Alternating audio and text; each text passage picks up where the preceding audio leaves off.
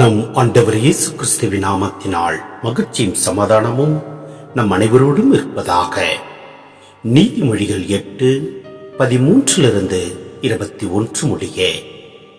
ஆண்டவருக்கு அஞ்சுவது தீமையை பகைக்கு செய்யும்.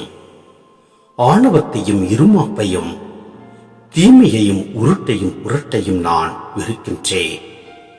திட்டமிடுவதும் நானே, இட்டதை செய்வதும் நானே, உணர்வும் நானே, வலிமையும் எனதே. அரசர் ஆட்சி செலுத்துவதும் என்னால், ஆட்சியாளர் சட்டம் இயற்றுவதும் என்னால், அதிகாரிகள் ஆளுவதும் என்னாலே. உலக நீதிபதிகள் அனைவரும் உண்மை தீர்ப்பு வழங்குவதும் என்னாலே.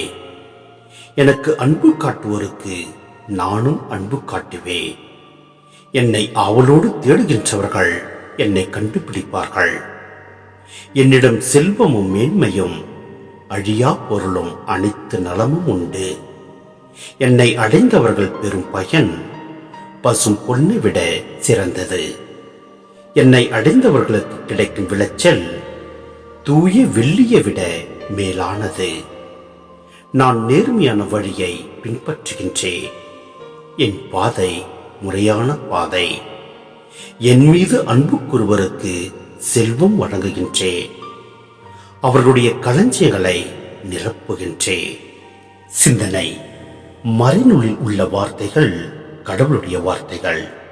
பழமையானவையாக தோன்றினாலும் அவை என்றும் வாழ்வை தாங்கி வருபவை. தொடர்ந்து மறைநூலை படிப்பது நம்முடைய நம்பிக்கை வளர்ச்சிக்கும் அறிவு வளர்ச்சிக்கும் துணையாகவும் தூண்டுதலாகவும் அமையும் என்பதை நாம் உணர வேண்டும். இவ்வாறு பெறும் இறை அறிவும் மனித நாணமும் மற்றவர்களை வழிநடத்த நமக்கு உதவி புரியும். ஆம், ஆண்டவருக்கு அஞ்சுவது தீமையை பகைக்கு செய்யும். ஆணவத்தையும் இருமாப்பையும் தீமையையும் உருட்டையும் புரட்டையும் நான் வெறுக்கின்றேன். திட்டம் இடுவதும் நானே, இட்டதை செய்வதும் நானே, உணர்வும் நானே, வலிமையும் எனதே என்று ஆண்டவர் கூறியிருப்பதை நாம் பார்க்கின்றோம்.